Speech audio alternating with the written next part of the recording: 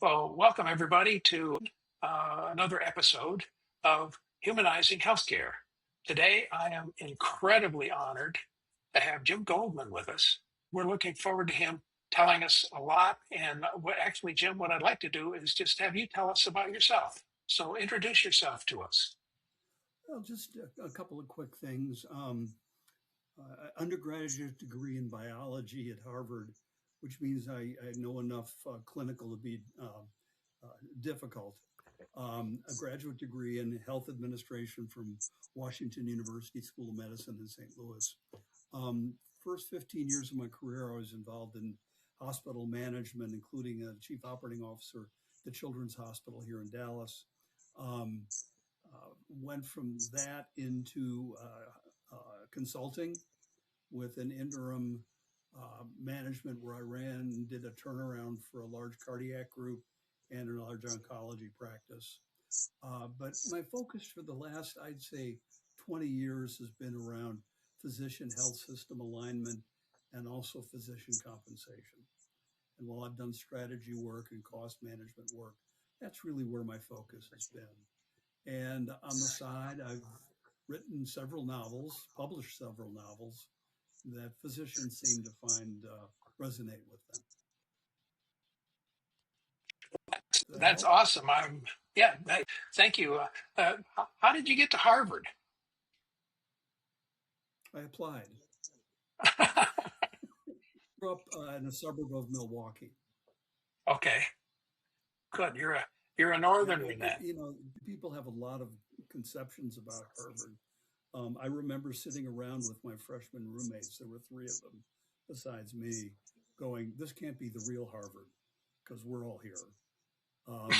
And so there are a lot of preconceptions. And of course, my dear wife is fond of saying it's not a real school.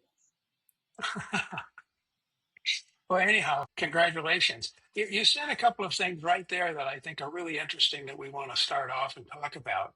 Uh, Over the years, you've interacted with a number of physicians, and in your interactions, Well, and my experience with physicians goes back half a century. My first job was patient escort in the nuclear medicine department of a hospital.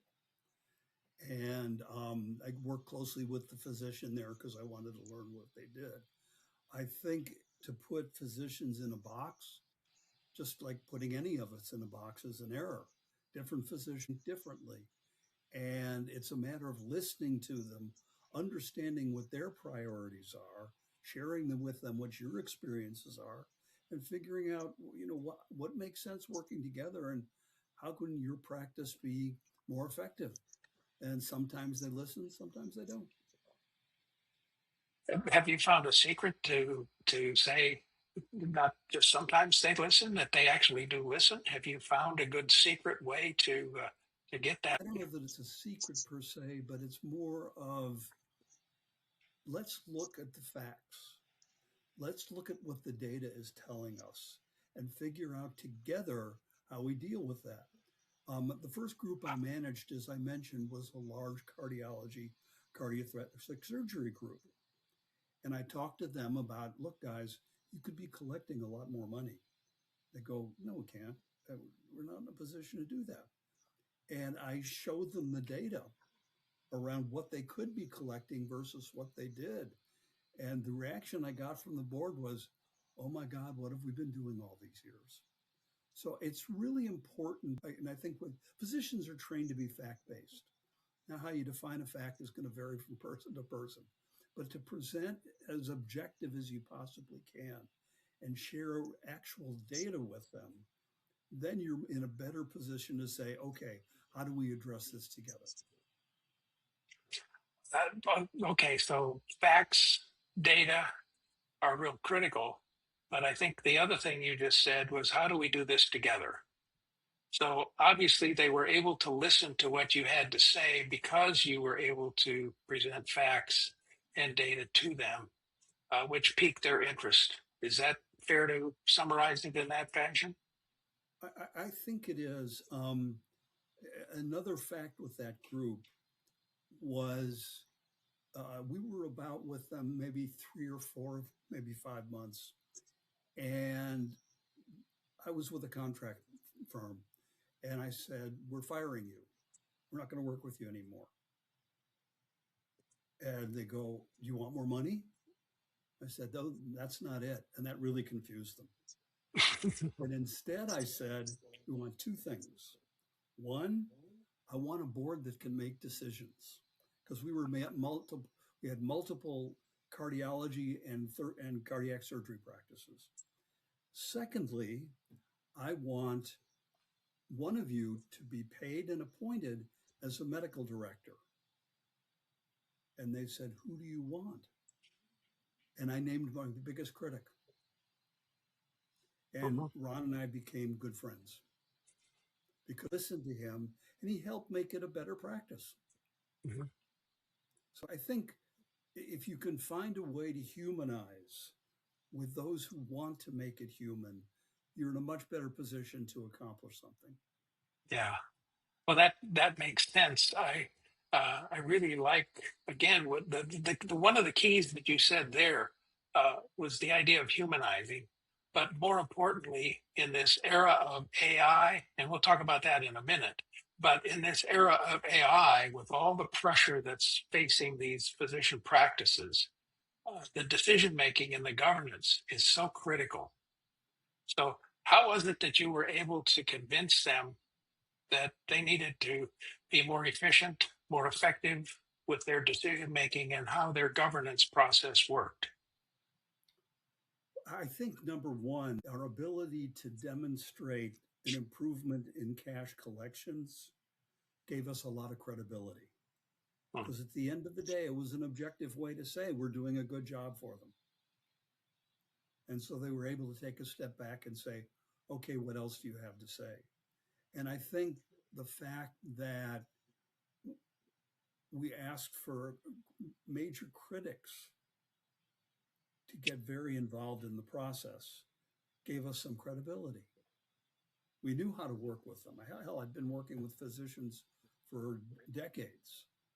It's a matter of listening, and it's a matter of presenting them with facts Mhm, rather than opinion.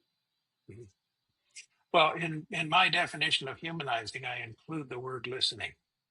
Uh, Compassion, respect, probably respect is a key word that you would have relative to a two-way street of you respecting the physician and the physician respecting you. And then another term that I like to use is transparency. And that's being open about everything that's going on and not being afraid to say no, or you're doing it wrong, or this person has to change, or whatever it is. So those are key words. How do you see those words, like again, respect, transparency, and so on, working in that environment? For me, it's a matter of demonstrating results. If you can show them that they're going to be better off by working collaboratively with you rather than in opposition or questioning everything you do, and the Mhm. fact that you give credence because these are smart people, most of them, Mhm. and it's a matter of just being human, to your point. Yeah, yeah. Well, again, you're really preaching to the choir, at least to me, anyhow, because you use the word collaboration. And I always like to think about things like efficiency and effectiveness. And then I think about humanizing. And sometimes people look at those and say, those are competitive terms. How can you be efficient and be humanizing at the same time? And I like to think about that as collaborating. In other words, there's got to be ways to become more efficient through the human process. Does that make sense to you? Or Absolutely, and I think it's a recognition of the expertise they bring to the table, but I think it's also a recognition of where they may be more limited in their experience and how you can augment that experience so Mhm. that okay, yeah, we could do this, we could do okay, yeah, let's give it a try and see what happens. Yeah, Now, yeah. there are some doctors you work with who won't do that. Okay, Mhm. you have to find people who want to do better, want to become more effective. one of my experiences again with a large group was that they would get together monthly for a meeting, and they would sit around and chat, and we would give them the data and to go through all of that sort of stuff. And then it came time to a decision that needed to be made, and the group would then raise their hand, they'd vote yes. But there was a lot of passive aggressive activity with that. In other words, they would say yes in the meeting, and the next day they'd go into the clinic and say, "Not no, but hell no, am I going to do what we agreed to last night?" So there's some passive aggressive kind of thing that came out of, yeah, the board or the that type of meeting. Have you ever have you ever had to deal with that? And then how did you deal with that if in fact you did? I was fortunate in that the board that I worked with in both the oncology group and the cardiothoracic group, uh, they were very competent. And I asked them questions during the meeting to make sure we were all on the same page. Good. And it may be that afterwards someone didn't understand. So we could talk afterwards and say, okay, what doesn't work for you? Let's figure that out. Hmm. Hmm. Um, you know, to me, it wasn't an ego trip. It was a For, matter yeah, of really talking with them. yeah, yeah, and I like your point of trying to make sure you talk things through in those meetings so that the questions and the frowns or the facial expressions that say, "Oh, I'm going to go along with this," but that kind of thing is something you were able to pick up on and able then to deal with uh, pretty well with the group. Well, and I think part of it is you call people out.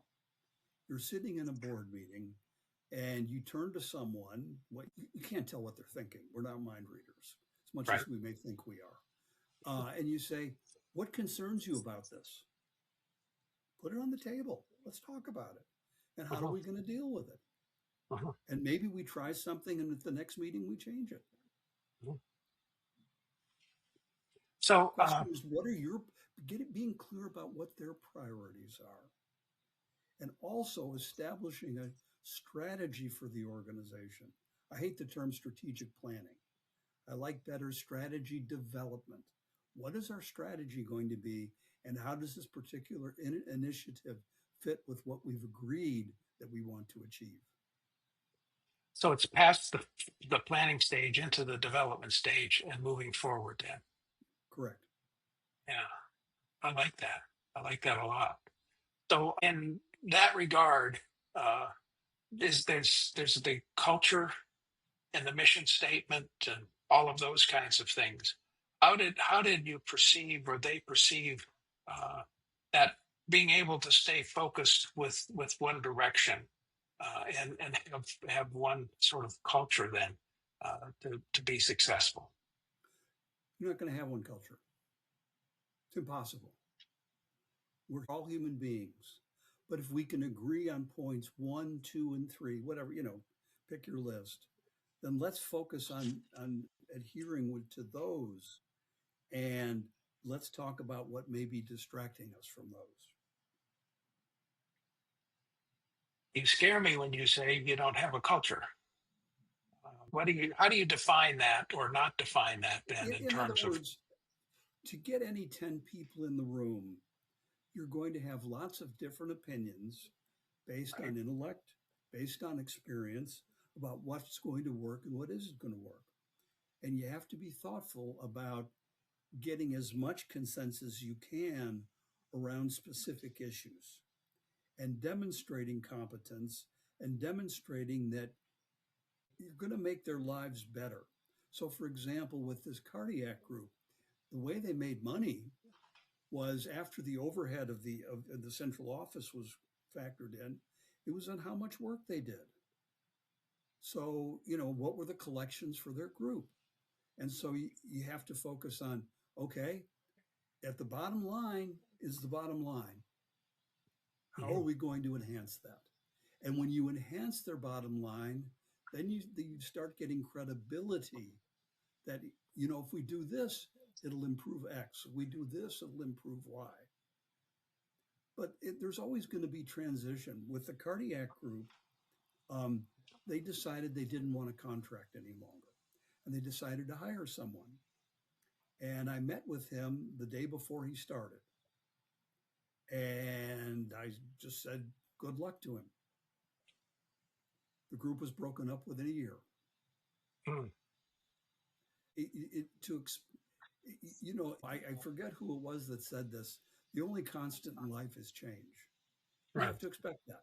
The question Mhm. is, how do you optimize performance in the context that you're in now, and how do you listen for where the challenges, in fact, might be? Mhm. Wow, I could ask you 100 questions on how the group broke up, but we can save that for another day because I'm sure there's a number of things that happened there. But in the introduction, not only then did you mention the idea of working with physicians and doing the facts and the things that we've discussed, but you also mentioned another word or phrase that I think is very important today. In that the phrase was cost and cost management. I think what we find with value-based care and a lot of other things that are coming at us with the one big beautiful bill coming to fruition in January 1st of 2027. The idea of revenue stream management and revenue cycle management is very important, but I think we very often forget about what we do to manage costs. Do you have any insights on what can be done with regard to that? I think costs are a piece of the equation. In other words, what they're really looking at is revenue minus cost. So, what target are you looking at that relates to the sum of those two, or the function of those two? And you say, where do you want to end up? And if you're going into a value-based compensation arrangement, which I did, I developed for primary care arm of one of the Harvard teaching institutions. It was a matter of saying, what does the contract say? How are you going to be paid under this contract? And so, what initiatives do we need to mount to make sure we optimize what you get paid? Mhm. And then, once you've done that, you look at what infrastructure do you need to create that optimum arrangement. And it So, may be that you have to take reductions in pay. That may be what the public decides. I don't think the public is of one mind right now, but that's a different matter. yeah, we could go there as well. But uh, but when you say infrastructure, what do you mean by infrastructure then? What I'm referring to as infrastructure is primarily revenue cycle. That's going to be the largest, I think, uh, piece of these practices. Um, I stayed away from revenue cycle for my entire career as much as I could because it intimidated the hell out of me. And when I took over this cardiac group, I couldn't do that anymore. And unfortunately, I found out that I really enjoyed it. So a lot of what, and I can't give you a percentage, but a lot of that overhead, it's because some's going to be HR, some's going to be finance, some's going to be credentialing, things like that. But most of it is rev cycle. So how do you maximize the return on collections? How does the physician behave to maximize return on collections in obviously a legal fashion, so that um, it works well for them. We worked with an outsourcing a good portion of the rev cycle for that organization with a big outsourcing firm. And what we discovered, at least at that time, was we were better at managing denials than they were. And so we ended up bringing that back in house. And we were Mhm, able to do it cheaper and increase our collections. mhm, mhm, So it's looking at all the different nuts and bolts of what you're doing. mhm. Um, Interesting comment that you made there was the physician does have a very key component part in the revenue cycle uh, by not only selecting the right code, but doing it in a timely manner, getting the documentation and all those things that physicians have been preached to for years. Uh, but it's still important to emphasize that that's a critical component of the whole revenue cycle program in terms of the outcome that you're looking for. Well, to share this with you anecdotally and takes us back to one of your introductory comments. I recently attended a session sponsored by a master's program in health administration where they were doing a roadshow and they were here in the Dallas area. And there was a bunch of individuals there. And of course, we got into a discussion around AI. And they mentioned that one of the AI firms, I don't know which one, I don't care which one, was being sued because they were upcoding. And so there's a lot of little bits and pieces that you need to pay attention to make sure that you're compliant with what each of the payers is looking for. Mhm. You just mentioned again, I love it. You're getting all these great key words here. And you said AI. From your perspective in working in the environment that you've been, getting to know physicians, et cetera, uh, how do you see AI playing into the future? Boy, if I could answer that, I'd be a multimillionaire. Well, I thought you already were. Wouldn't that be nice? Yeah. Well, a couple of anecdotes that play together. Okay. I have a friend that you also know, and I shared with him that my daughter, one of my daughters, wanted to go to Red Lobster for her birthday. And he said, "Oh, Cheddar Bay biscuits." I said, "Yeah, that's a big piece of it." And so he sent me something from Chat GPT that talked negatively about them. And I said, "Ken, why don't you rephrase the question and see what answer you get?" So he rephrased the question more positively and got a totally different answer. So he then took a Cheddar Bay biscuit. And it was quite interesting because the program replied, "I can't eat anything. I don't have an elementary system. All I can do is pull what's on the internet." Mhm. Now, add to that, at this same session with sponsored by this graduate program, of course, we got into a discussion of AI. And one of the students, former students who was there, is on the data team for United. And both he and I were educating the group on two elements around AI. One, a lot depends on how you ask the question. And you really need to structure it in a fashion that, that gives you a reasonable answer. But then this other part is, what do you do with the information that you get? Mhm. I use AI in my writing, not to write anything. I think I have a lot of opinions about that, but it's more to do research and stimulate my thinking around, Yeah. oh, maybe I could do this, maybe I could do that. And I don't know how AI is going to evolve, but you remember Y2K. I Yeah. imagine many of your listeners remember Y2K. There are all these speculations about what it's going to be, what it's not going to be. I don't think we know. Mhm. And I think we have to be smart about how we use it. And we're going to make a lot of mistakes in the process. Absolutely.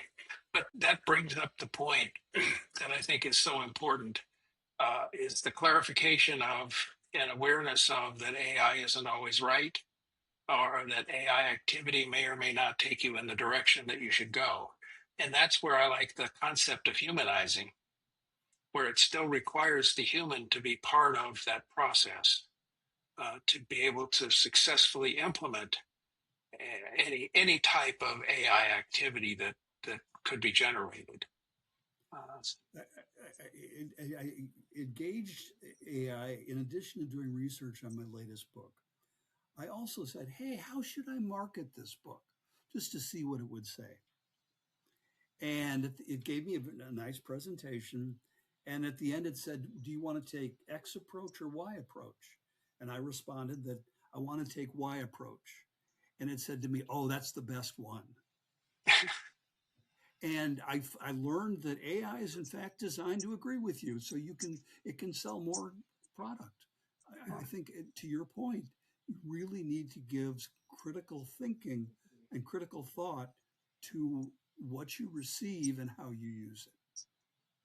So, in the perspective of then, the front desk staff, the medical assistant staff, uh, the supporting staff for the physician,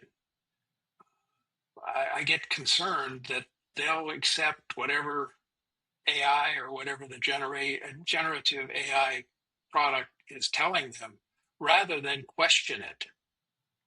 And I think it's really important that the staff learn that it's okay to question the process that's being foisted on them with the idea in mind that they may be able to offer some suggestions that lead to improvement and either then acceptance or repairing or fixing or changing the direction of that AI process that's there. Uh, what do you think of that? Well, and I think to your point exactly that it's a piece of how you design the AI you're going to be working with at the front desk. But it's also important for management to work very closely with the people who are using it to say, let's talk about what's working well and what isn't working well. Mhm. And I want to hear when you have challenges that aren't working so we can redesign our approach. It's not a let's do this and it's done. That's not management. That's giving up on managing people. Instead, it's a matter of how are we going to optimize how this works for us. Two words there are important because throughout this discussion, you've talked about the need to listen to the physician. Now you're expanding that, the need to listen to staff. And I think that's really important. And then another term or word you used was optimized. I like to use optimization as opposed to maximization because I think it might sound like a technical term, but the idea is let's optimize and get the best we can out of this process. We're as opposed to attempting to maximize it because I'm not sure how you define that. Any thoughts about that? Yeah, I think again you need clarity about what you're trying to achieve.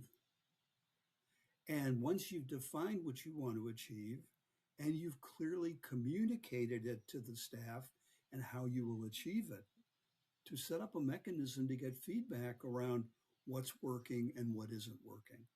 And how can we tweak this or change that to get a better outcome for us? Wonderful. How are patients reacting to let's say you've got AI answering the phone. How are patients reacting to that? What's it doing to their performance? Well, there you mentioned again the key patience, because that's what this is all about. And Yeah, hopefully, thank and you. throughout your career, it's one thing to focus on the revenue cycle. It's one thing to focus on the bottom line, but it's a whole other thing to focus on what we're doing for taking care of the patient. Well, and I think one of the big challenges that goes along with that is the fact that a patient isn't a patient isn't a patient. Patients deal with their illness in many, many different ways. Mhm. I do a lot of volunteer work with a large oncology practice, and I talk to new patients all the time. And the way one patient addresses their challenges can be very different from another patient. Some ask a lot of questions, some just want to be told what to do.